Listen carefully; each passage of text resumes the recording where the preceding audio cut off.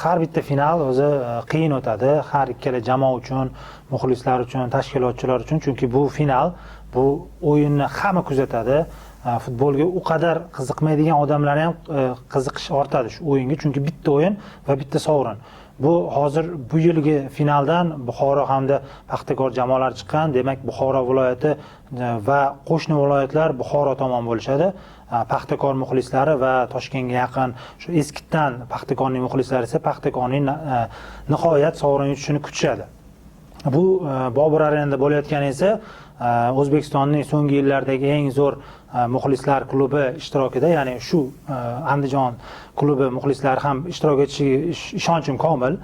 O'z jamoasi ishtirok etmasa ham o'tgan yilgi kubok sohibi sifatida qatnashadi muxlislar va atmosferani chiroyli qilib berishadi deb umid qilaman. Finalda to'g'risi favoritlar bo'lmaydi, har qanaqasiga favorit bo'lmaydi, chunki to'g'ri, o'yindan oldin qog'ozda qaysidir jamoa kuchli yoki qaysidir jamoada futbolchilar yig'ilmasi kuchliroq bo'lishi mumkin muxlislar nazarida yoki jurnalistlar nazarida, lekin final aytganimizdek bitta o'yin va bitta qanaqadir kichkina xato o'sha outsider deb hisoblangan jamoani ham kubok sohibiga aylantirib qo'yishi mumkin.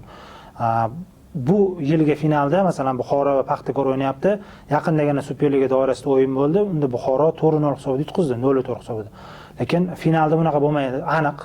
Taxminim shunaqaki, Paxtakor qiyinchilik bilan yutadi, juda ham qiyinchilik bilan. Shaxsan o'zim xohlardim, muxlis sifatida, jurnalist emas, muxlis sifatida o'yinda penaltilar seriyasi bo'lib, muxlislarga yoqadigan, o'sha so'nggi soniyalargacha intrigada ushlab turadigan final bo'lishini xohlardim. O'sha kun umid qilamanki, sovuq bo'lmaydi va muxlislar 120 daqiqa va penaltilar seriyasini ko'rib, uylariga yaxshi kayfiyatda qaytishadi deb o'ylayman ikkala jamoa muxlislari va taxminimga ko'ra aytganimdek Paxtakor kubokni olsa kerak. Agar asosiy yoki qo'shimcha vaqtlarda yutadigan bo'lsa, taxminimcha kichik hisob qayd etiladi, 1-0 yoki penaltilar seriyasida Paxtakor ustun kelsa kerak deb o'ylayman.